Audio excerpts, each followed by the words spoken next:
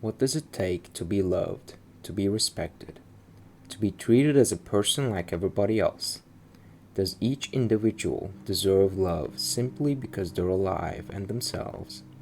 Or does love require special achievements and tangible results to be deserved? What about greatness? Does greatness automatically equal the ability to be loved? Or is it a bridge which you can use to cross into a version of you that is confident and charismatic enough to attract and receive praise? If achievement and becoming great is a prerequisite to be enough, how far can someone be willing to go to achieve this before losing themselves completely along the way? Andrew Nieman doesn't pursue greatness because he loves drumming. He pursues greatness because he believes ordinary people are forgotten and forgotten people are never truly loved. Many of us grow up believing that love is something to earn.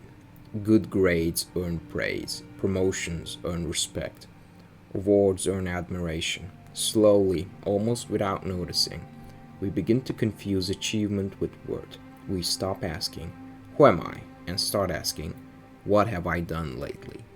Terms like passion, ambition, and becoming someone are fairly related to each other in one way or another.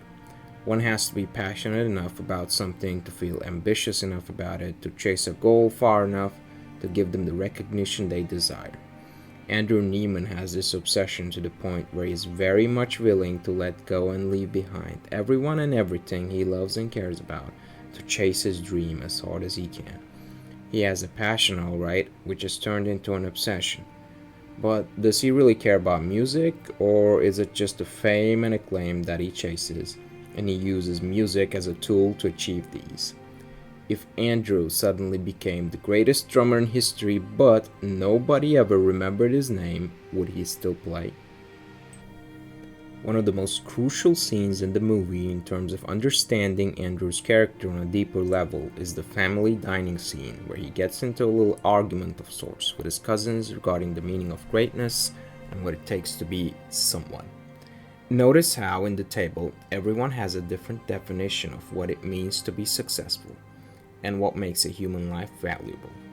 Having a loving and caring family and real connections can be an example of success to some. Having visible achievements like awards and scholarships can be another example. For Andrew, it's none of those. For him, it's having a legacy strong enough to be unforgettable. Only then can he be valuable. Only then can he be loved. Andrew's relationship with Fletcher acts as a confirmation of his deep and innate belief that achievement equals personal value. Because Fletcher not only approves this philosophy, he embodies it. In his mind, becoming the greatest ever is the only way of having any worth as a human being. So him and Andrew fit like the pieces of a puzzle. Fletcher doesn't convince Andrew that greatness is everything. Andrew already believes that. Fletcher simply becomes living proof that Andrew's deepest fear was correct.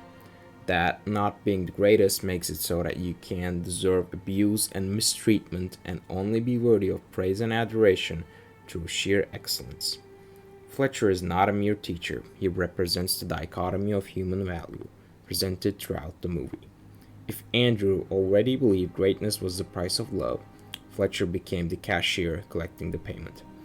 Fletcher is the first person Andrew meets who shares his worldview. Most people tell Andrew that happiness matters.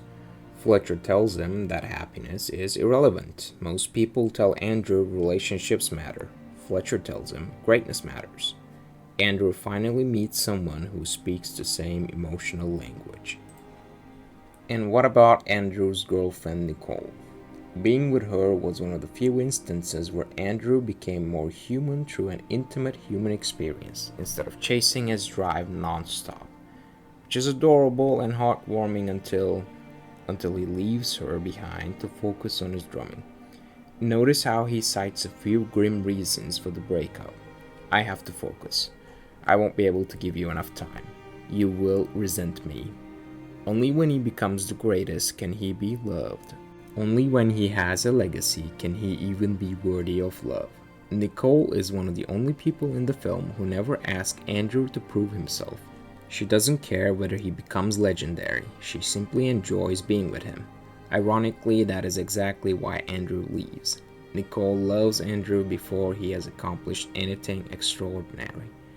That should have been enough, but Andrew has become incapable of believing that anyone could love him without first witnessing greatness.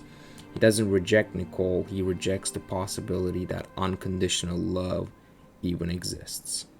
Andrew never actually chases greatness for the sake of it. He chases certainty, being sure that no one can tell him he isn't the best, that he deserves to be recognized and praised. He wants to ensure his place as a human worthy of value. And that's why the final scene is so important when it comes to understanding Andrew's real purpose.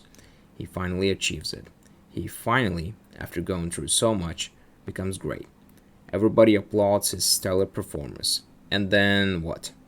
He does not glance at the audience. He does not look at his own father for approval and praise. Who does he look at? He looks straight at Fletcher, the person who determines his value, who gives or takes value, who gives the praise Andrew desperately craves based on his own understanding, his measurement of what being great is like. Whether or not this is a good or a bad ending for Andrew or for the audience is up for debate. Andrew does not hit the drums just because he loves drumming. He equates playing with living. He understands it as existing, being.